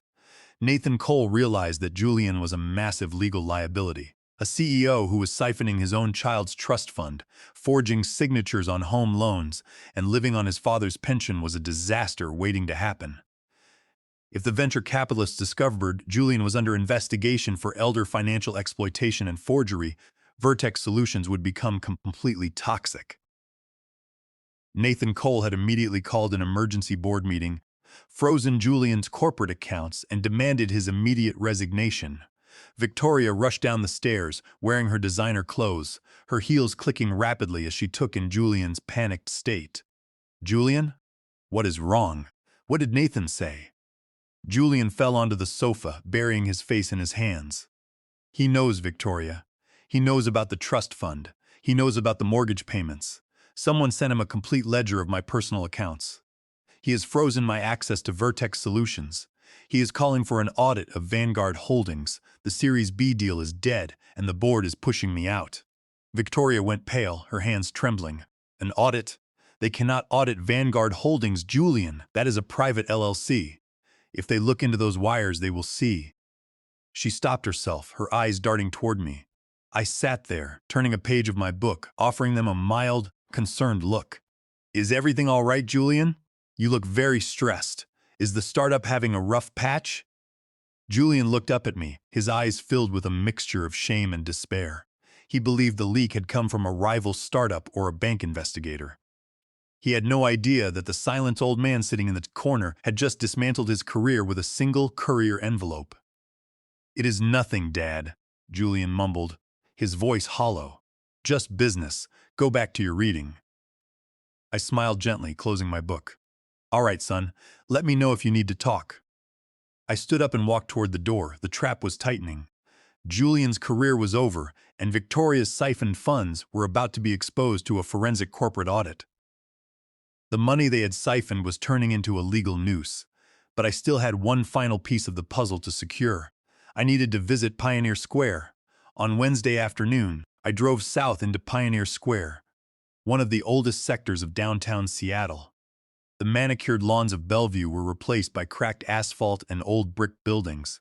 I parked my sedan in a gravel lot and walked toward a rundown 3-story brick commercial building. The elevator was out of service, so I climbed the creaking stairs to the 3rd floor. At the end of a dimly lit hallway was a frosted glass door. The faded gold lettering read, "Pioneer Holistic Wellness Center." I turned the brass doorknob and stepped inside. The office was small, smelling of dust and stale paper. Cardboard boxes of cheap vitamins and dietary supplements were stacked against the walls. Sitting behind a cluttered wooden desk was a man in his early 60s, wearing a wrinkled lab coat over a faded shirt. He had bloodshot eyes and a thin, nervous face. This was Silas Archer, the former physician who had been stripped of his medical license 8 years ago for illegal narcotic distribution. He looked up, a defensive, hostile look crossing his face. "Can I help you? We are by appointment only." I walked into the room, reached behind me, and quietly locked the deadbolt on the glass door. Then, without invitation, I pulled out a metal chair and sat down directly across from him. I set my briefcase on his desk and popped the latches. "Who the hell are you?" Silas demanded, his voice rising. "Locking my door is illegal. You need to leave before I call security." "You do not have security, Silas," I said, my voice quiet and steady, "and you do not have a medical license. Let's not play pretend." I reached into my briefcase and pulled out 3 documents, placing them side by side on his cluttered desk. First, the laboratory report from the Bellevue Clinic showing the exact chemical concentration of phenobarbital. Second, a spreadsheet showing a series of cash withdrawals of exactly $5,000 from Victoria's bank account, matching the dates of her communication logs. Third, a high-resolution color printout of a security camera frame showing Victoria entering this very building carrying her designer purse. Silas glanced down at the papers, and I watched his pupils dilate with panic. He tried to push the papers back toward me, his hands trembling slightly. "I do not know what this is," Silas lied, his voice cracking. "I do not know who that woman is. I am a holistic healer. I sell supplements. I do not deal with prescription drugs." I leaned forward, resting my forearms on the desk, looking him dead in the eye. "My daughter-in-law, Victoria Vance, has been systematically putting phenobarbital in my tea for the past week. I have the camera footage of her doing it, and I have the toxicology reports of the liquid. She got the drug from you. She paid you $5, Zerozone in cash for that amber bottle." "You have no proof of that," Silas hissed, looking at the locked door. "Clifton Barlow, my attorney, has already drafted a formal criminal complaint," I said. pulling out a thick document from my briefcase. It is addressed to the Seattle Police Department and the Washington State Medical Quality Assurance Commission. It details the illegal operation of an unlicensed medical clinic, the distribution of controlled barbiturates, and complicity in attempted poisoning and elder abuse. Since you have a prior federal conviction for narcotics, supplying a controlled substance for the purpose of poisoning a 66-year-old man will send you back to federal prison for the rest of your life. Silas stared at the draft of the complaint, the color completely draining from his face. He began to sweat, his breathing becoming shallow. He realized he was trapped. "I have no interest in destroying you, Silas," I continued, my voice calm and reasonable. "You are a small rat in a big sewer. Victoria is the one I am after. I am offering you a choice. In my briefcase is a pre-drafted affidavit. It states that Victoria came to you, claimed she needed a fast-acting sedative to manage her elderly father-in-law's severe dementia outbursts, and paid you $5,000 in cash. It states that you knowingly supplied her with the phenobarbital. If you sign this affidavit and allow me to record your verbal statement on my phone as corroborating evidence, Clifton will hold the complaint. You will be a witness, not a co-conspirator. You have 5 minutes to decide." Silas stared at the paper, his chest heaving. He looked at the locked door, then back at the legal complaint. He knew he had no cards to play. She told me you were violent," Silas whispered, his voice shaking. "She said you had dementia and were destroying the family, and that she just needed something to keep you quiet during the nights so they could manage you. I did not know she was going to poison you." "She lied to you, Silas," I said, sliding the silver pen toward him. "She lied to everyone. Sign the paper." With a shaking hand, the disgraced doctor picked up the pen and signed his name at the bottom of the affidavit.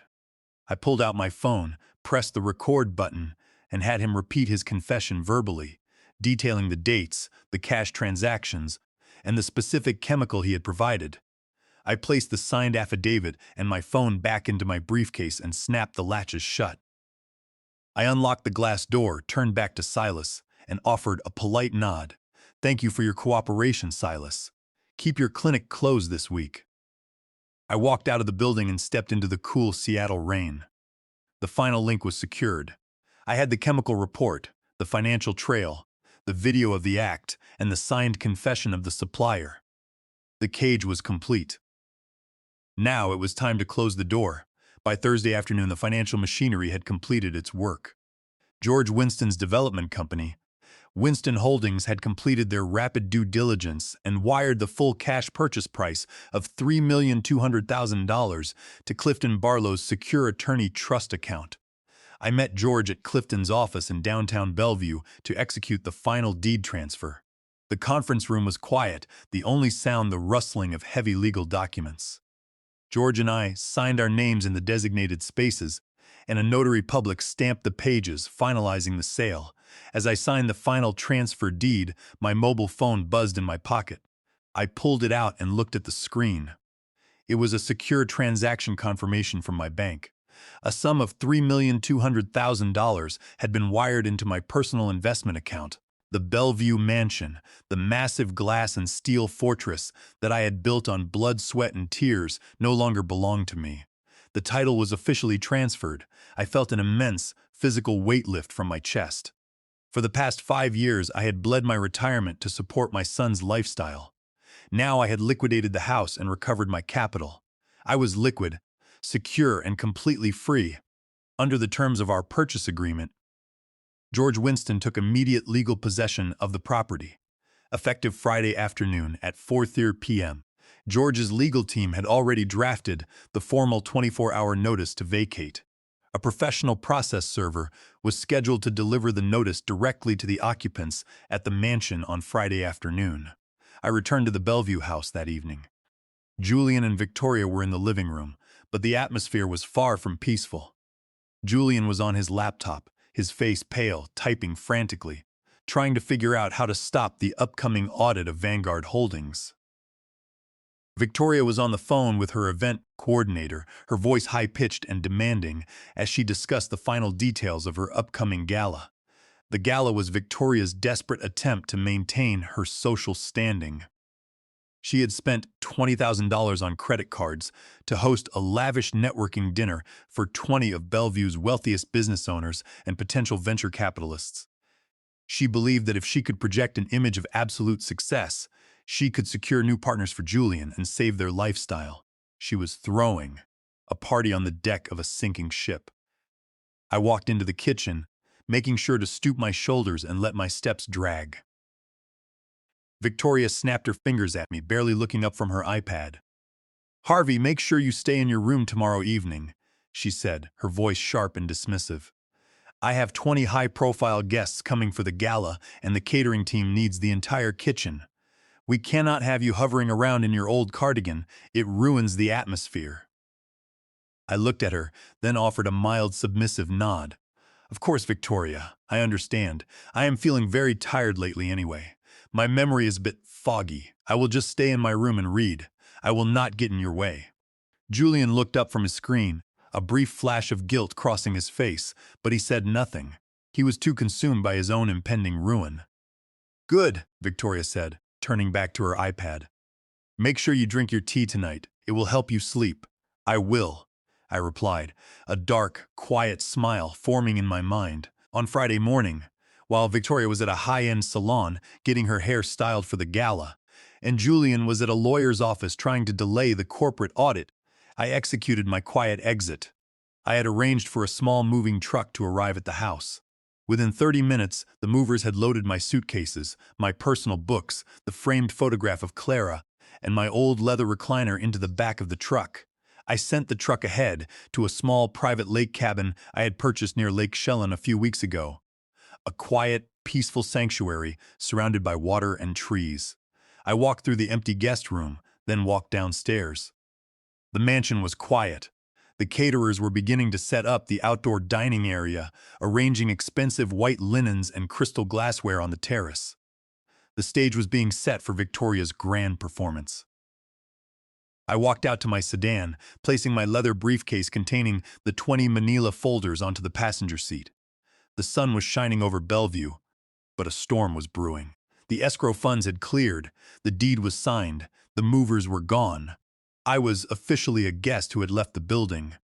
Now it was time for the final performance. By 4 p.m. on Friday afternoon, the Bellevue mansion was a hive of activity. The terrace was set with white-clothed tables, crystal candle holders, and towering arrangements of white roses. The caterers were setting up a mobile kitchen, and a private classical string quartet was tuning their instruments near the pool. Victoria was back from the salon, wearing an expensive green designer dress and sparkling diamond jewelry she had rented to project an image of absolute wealth. Her 20 high-profile guests were scheduled to arrive in less than 2 hours. Julian was standing in the foyer, wearing his designer suit, looking incredibly stiff. His cell phone was clutched in his hand, his eyes scanning the floor, his mind consumed by the impending audit of Vanguard Holdings. Suddenly, a loud, heavy knock sounded on the front door. Julian walked over and opened the heavy mahogany door. Standing on the porch was not a wealthy venture capitalist or a local business executive. It was a man in a plain suit carrying a thick clipboard and a stack of legal documents. "Are you Julian Vance?" the man asked, his voice flat and professional. "Yes, I am," Julian said, furrowing his brow. The man pulled a thick manila envelope from his clipboard and handed it to Julian. "You have been served. I also have documents here for Victoria Vance. Is she present?" Victoria walked into the foyer, her heels clicking rapidly. "What is going on here? Who are you?" The process server handed her a second thick envelope. "Victoria Vance, you have been served. Have a good afternoon." The man turned, walked down the steps, and got into a plain sedan. Julian and Victoria stood in the foyer, staring at the envelopes. Julian slid the documents out of the envelope, his fingers trembling. I watched the scene unfold through the hidden security camera feed on my tablet, parked a block away in my sedan. The top page was a formal summons and civil complaint filed in the King County Superior Court by Clifton Barlow, representing Harvey Vance. The lawsuit named Julian Vance, Victoria Vance, and Sylvester Thorne as co-defendants. Julian's eyes swept over the bold headings of the complaint. Forgery under RCW 9A 60.02, financial exploitation of a vulnerable adult under RCW 7434 found zero CDO, and civil embezzlement. The complaint demanded treble damages totaling exactly $1,200,000, along with the immediate recovery of the $400,000 siphoned from Toby's trust fund. "Julian, what is this?" Victoria shrieked, her voice rising in pitch as she looked at her documents. "This is an outrage. Your father is suing us for $1.2 million? He is insane. He has no proof of anything." Before Julian could answer, Victoria's phone buzzed with an incoming call. She answered it, her voice trembling. It was her brother, Sylvester Thorne. "Victoria!" Sylvester panicked over the speaker, his voice filled with terror. "My corporate bank accounts for Vanguard Holdings have been frozen. I just got a notification from the bank. They served us with a temporary restraining order signed by a judge. They are auditing every single wire transfer from the past year. Even my personal savings account is locked. What did you do?" Victoria gasped, dropping her phone. She quickly opened her banking app. A bright red notification flashed across her screen. "Account restricted. Contact customer service." Her personal checking and savings accounts, the ones holding the cash she had siphoned, were completely locked. While Victoria was screaming in panic and Julian was staring blankly at the floor, another knock sounded on the front door. Julian, moving like a ghost, opened the door again. A courier in a uniform handed him a letter. "Courier's delivery for Julian Vance. Sign here." Julian signed the electronic pad mechanically. The courier handed him a single sheet of paper and walked away. The paper bore the official letterhead of Winston Holdings, signed by George Winston's corporate counsel. It was a formal 24-hour notice to vacate the property. The notice explicitly stated that Winston Holdings had purchased the Bellevue property, held the sole legal title, and that any occupants must vacate the premises by Saturday afternoon at 4 p.m. It warned that any personal belongings remaining after that hour would be discarded, as demolition crews were scheduled to begin clearing the site on Monday morning. Julian's phone slipped from his hand, clattering against the marble floor. He looked at Victoria, his voice barely a whisper. The house has been sold, Victoria. My father sold the house. We have to be out by tomorrow afternoon. They are going to demolish it." "What?" Victoria shrieked, her face twisting in pure fury. "He sold the house? He cannot do that. We live here. This is our home." "The deed was in his name, Victoria," Julian said, his voice hollow and shaking. "He paid for it.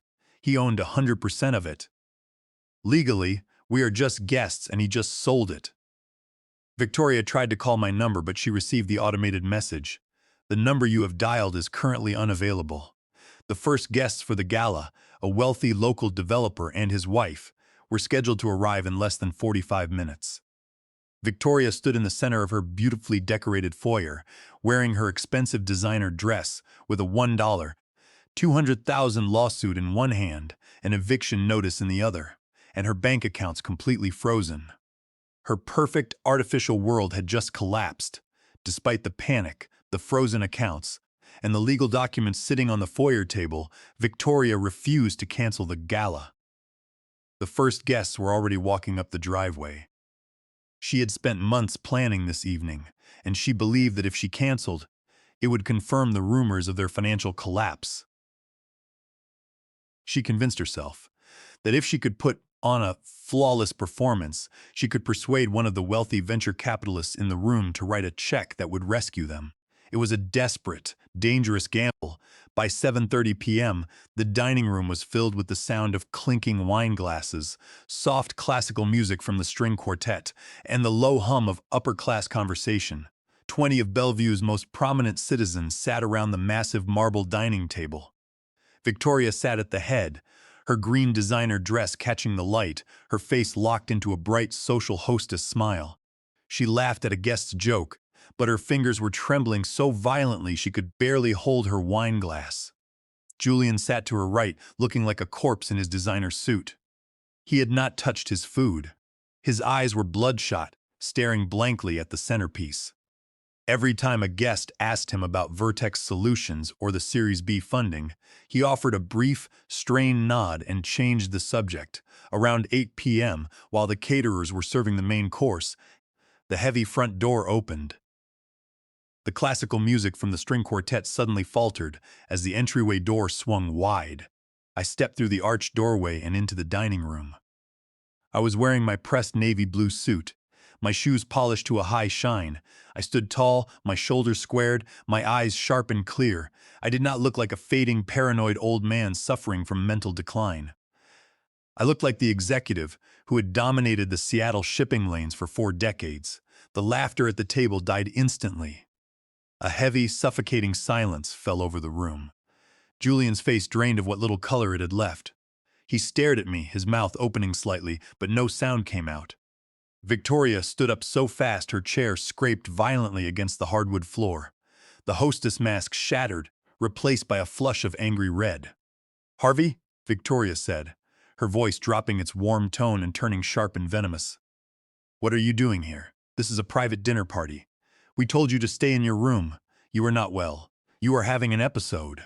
She looked at Julian, her eyes screaming for him to act. "Julian, get your father back to his room. He is mentally unstable. He is embarrassing us." But Julian did not move. He was staring at the leather briefcase clutched in my right hand. He looked terrified. I did not raise my voice. I did not show an ounce of anger. I walked calmly to the marble sideboard, set down my briefcase, and popped the latches. The metallic clicks echoed clearly in the silent room. "Good evening, everyone," I said, my voice carrying clearly to every corner of the room. "I apologize for the interruption. But since I am the one who paid for this Bellevue mansion in cash, the quartz countertops you are admiring, the marble table you are sitting at, and the expensive prime rib on your plates, I figured I had a right to say hello." The guests stared at me in confusion. Some of them exchanged uncomfortable glances. A prominent local real estate investor named George Winston, the same developer I had signed the sale deed with yesterday, looked up, his eyes narrowing as he recognized me. "Harvey," Victoria hissed, stepping around the table, her fingernails digging into her palms. "You need to leave now. I am calling the security team." "You do not have a security team." "Victoria," I said, offering her a calm, cold smile. "And you do not have a house anymore. But before we get to that, let's talk about the atmosphere you curate." I reached into my briefcase and pulled out the stack of manila folders. I walked slowly around the table, placing a folder in front of each of the 20 guests. A flurry of rustling paper filled the dining room as the guests opened the folders. I stood at the end of the table, my hands resting calmly on the back of a vacant leather chair. I watched the expressions on their faces shift from confusion to absolute horror. "Please look at the first document," I said, my voice carrying a quiet authority. "It is a certified copy of the bank ledger for my 7-year-old grandson, Toby's Education Trust Fund. Over the last 8 months, my son Julian has siphoned exactly $400,000 from that account. Every wire transfer went directly to Vanguard Holdings, a Delaware shell company whose sole beneficiary is Sylvester Thorne, Victoria's brother." Victoria gasped, her face turning a sickly white. She reached out to grab a folder from a guest, but the guest, a local business owner, pulled it away from her, staring at the bank statements with disgust. "The second document," I continued, "is a certified report from Martha Miller, a forensic handwriting expert. It proves that Julian and Victoria forged my signature on a $50,000 home equity line of credit on my ranch home to fund Victoria's luxury shopping sprees and the new boat parked in the driveway. The bank's fraud department has already declared the loan void ab initio, and they are coming after them for the full amount." Julian buried his face in his hands, his shoulders shaking. He looked like a man who had finally realized he was drowning. "But the most important document is the third page," I said, my voice turning cold. "It is a certified toxicology report from a Bellevue laboratory.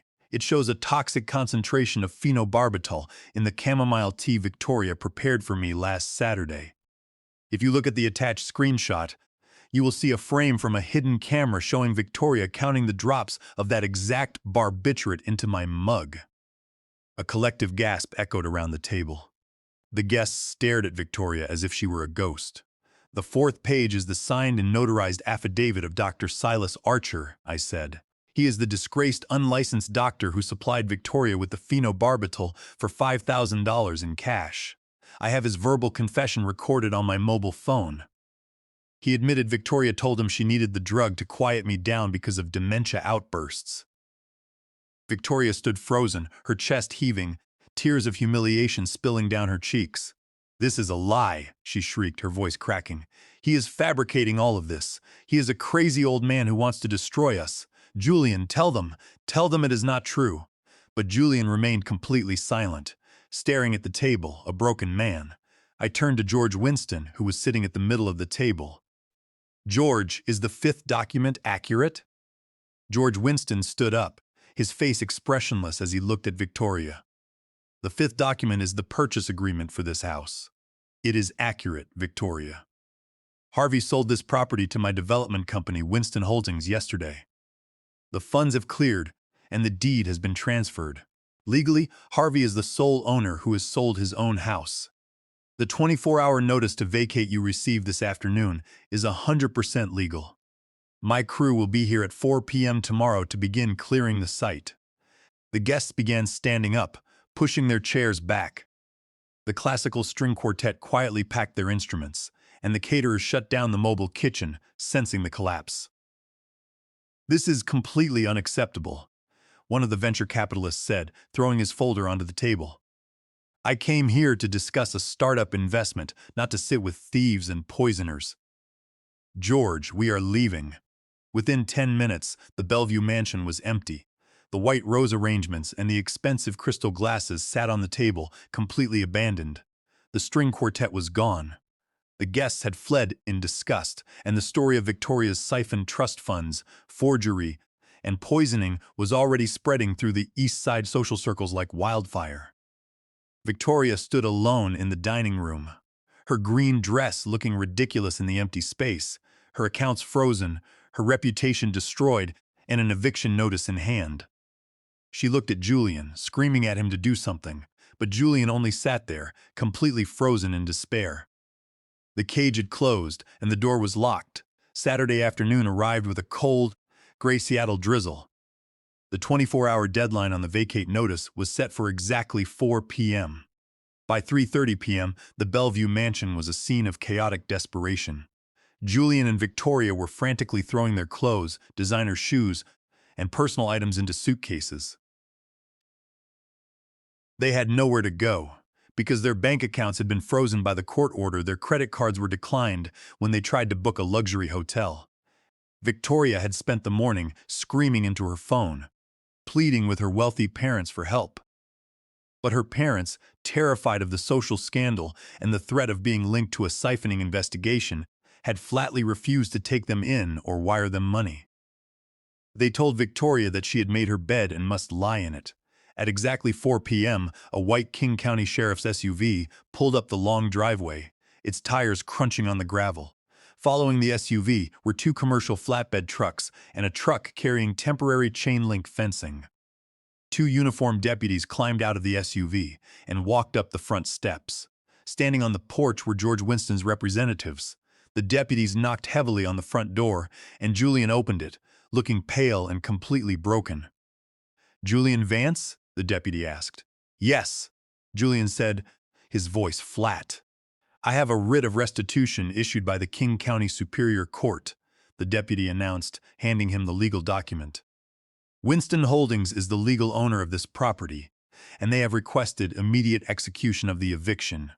You and any other occupants must vacate the premises immediately. Any personal property left inside will be moved to the curb or placed in storage at your expense." Victoria ran to the door, her face contorted with fury. "This is an outrage. You cannot do this. We need more time. We have a child." "The court order is effective immediately, ma'am," the deputy replied, his voice cold and firm. "You have 10 minutes to grab your personal bags and leave the property. If you refuse, you will be arrested for criminal trespass."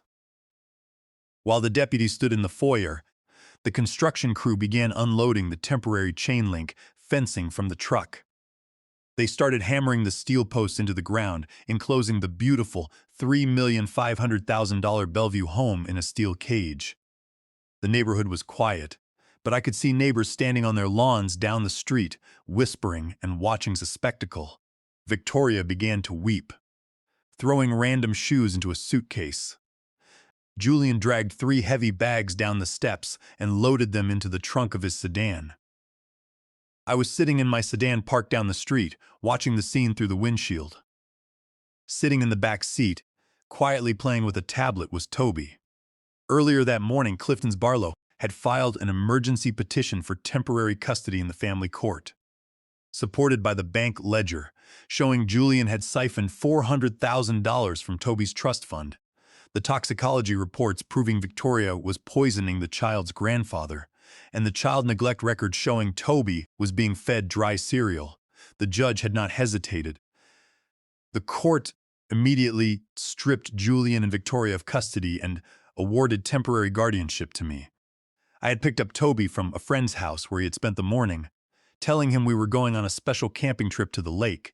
He was completely safe, insulated from the ugly collapse of his parents' life. Through my window, I watched Julian and Victoria walk down the driveway. Victoria was screaming at Julian, hitting his shoulder with her designer purse, accusing him of being weak and destroying her life. Julian did not respond. He walked with his head down, carrying a single suitcase. They got into Julian's sedan and backed down the driveway, passing the construction crew that was locking the chain-link gate shut. They drove away, homeless, broke, and heading toward a cheap motel paid for with the last few dollar bills Julian had in his pocket. They had spent the past year wishing I was locked away permanently in a cheap nursing home so they could steal my wealth. Now, they were the ones cast out into the rain, with absolutely nothing left to their names. But the final act of justice was still waiting at the police station. On Monday morning, the final hammer of justice fell. Clifton Barlow and I met with the lead detective of the Bellevue Police Department's Financial Crimes and Assault Unit. We handed over the complete certified evidence package. The dossier was bulletproof. It contained the high-resolution nanny camera video of Victoria drugging my chamomile tea, the certified laboratory toxicology report identifying the phenobarbital, the bank ledger detailing the systematic siphoning of $400, zero to Vanguard Holdings, the forensic handwriting report proving the HELOC forgery, and the signed confession affidavit of Dr. Silas Archer. Along with the audio recording of his statement, the detectives did not hesitate. A judge signed the arrest warrants for Julian Vance, Victoria Vance, and Sylvester Thorne within 2 hours at 10 a.m. 2 police cruisers pulled into the parking lot of the cheap, run-down motel near the interstate where Julian and Victoria were staying. The detectives walked up to their door and knocked. When Julian opened it, he was immediately placed in handcuffs. Victoria, wearing a wrinkled sweater, began to scream and cry hysterically, trying to slap the detectives' hands away as they read her Miranda rights. They were escorted to the Bellevue Police Headquarters in separate cruisers. Julian cooperated completely. In the interrogation room, surrounded by recording equipment, my son broke down. He did not hire a private defense lawyer. He knew there was no defense against the evidence. He wept, his shoulders shaking, and confessed to everything. Julian admitted that Vertex Solutions had been failing for months and that Victoria's lavish lifestyle and credit card debts had driven them to the brink of bankruptcy. He confessed that Victoria and her brother Sylvester had pressured him into siphoning Toby's trust fund, claiming it was a temporary business loan to Vanguard Holdings. He admitted he signed the forged HELOC application because he was terrified Victoria would leave him and take Toby. Most importantly, Julian confessed to the poisoning.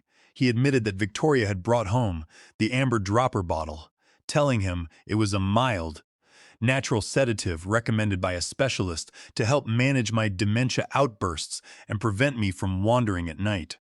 Julian claimed he had not known it was a prescription barbiturate or that the dosage was toxic. He had trusted his wife, and in doing so, he had become an accomplice to his own father's poisoning. Victoria, however, was not cooperative. In her interrogation room, she spat at the detectives, screaming that I was a bitter, blue-collar contractor who had fabricated the evidence to steal her child. But when the detectives played the audio recording of Silas Archer's confession and showed her the nanny camera video, her screams faded into a silent, trembling panic. The King County Prosecutor's Office moved forward with aggressive charges. Victoria Vance was charged with assault in the second degree under RCW 9A36021, poisoning, forgery under RCW 9A60, and elder financial exploitation under RCW 7434020. Because she had actively administered the phenobarbital and masterminded the siphoning, she faced a maximum sentence of 15 years in state prison. Sylvester Thorne was charged with receiving stolen property and conspiracy to commit financial exploitation. Julian was also charged. But because he immediately cooperated, confessed, and agreed to testify against Victoria and Sylvester, the prosecutor agreed to recommend a lighter plea deal. He faced 2 years of probation and a short prison sentence, but the conviction meant his career in the tech industry was permanently finished. He was a convicted felon. As the steel doors of the cell block slammed shut, sealing the fate of the woman who thought she could outsmart her own father-in-law, I walked out of the police station. The air in Bellevue felt clean. The battle was over. The perpetrators were behind bars, and the siphoned funds were in the process of being recovered through Sylvester's frozen accounts.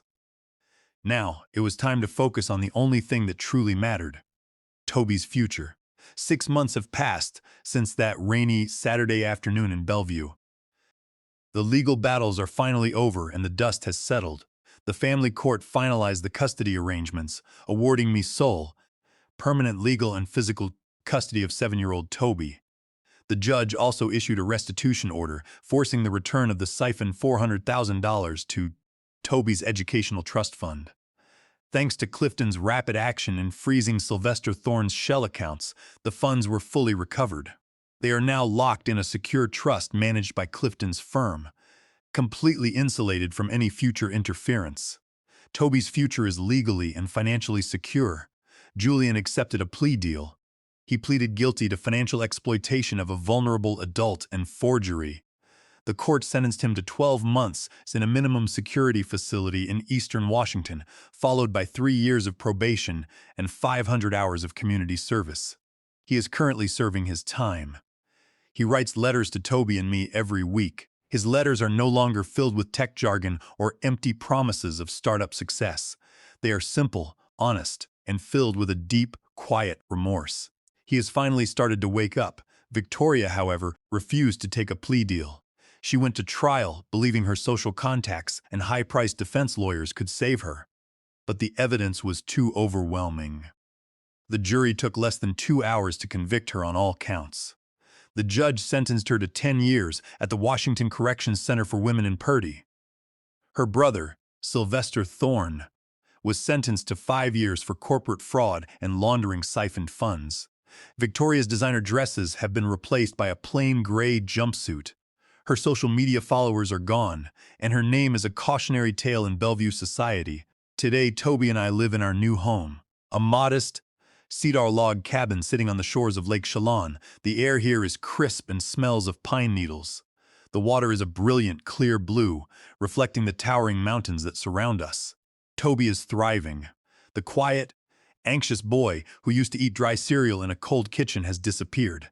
He has gained weight, his cheeks are rosy, and he laughs easily. He attends the local elementary school where he is making friends.